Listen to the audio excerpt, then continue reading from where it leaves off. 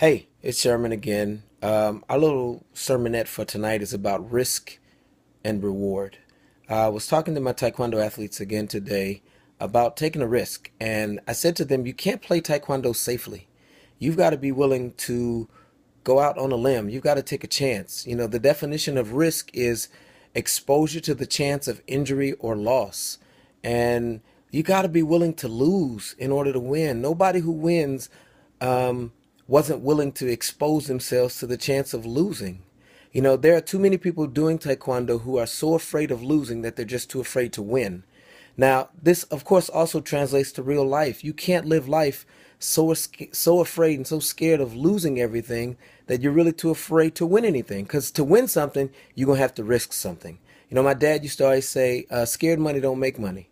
Now, I guess he was gambling, but I don't judge my daddy, and don't you judge my daddy. But the reality is, you got to put something up to get something, and it's going to cost you something. Might cost you a little, might cost you a lot, but it's going to cost you. So you got to be willing to take a risk. The relationship that you want, it's going to take a risk. You're going to have to risk your pride and risk your feelings and risk your ego and risk your emotional security. But once you find that person who is your person, then the reward trumps everything else, and you won't even remember the risk. All you'll see is the reward. The job you want, finishing your education, the money that you so desperately say you want. What are you willing to risk, to give up, to get it? Are you willing to risk your reputation? Are you willing to risk your friendships? You're going to have to put some things aside. You're going to have to lay some things down. You're going to have to let some things go in order to have those greater things. You're going to have to let go of some minor things to get those major things. So I pray this word reaches you today. Again, I'm up writing. God has given me a lot of writing assignments late at night. I guess I need to write more than I need to sleep.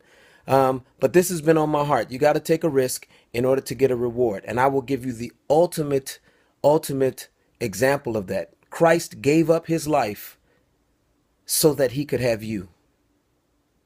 Now, here's what that says to me. That says that he loves you more than he loved himself. And he thinks that you are so valuable that you were worth his life. So you can't let anybody else downplay your value. It's not acceptable for you to have low self-esteem. You need to recognize that the King of all kings put your life before his own. Anybody else that comes along and is not willing to do that, they can kick rocks. All right, this is Sherman. I hope y'all have a great night and a great day. Choose to be great. Deuces.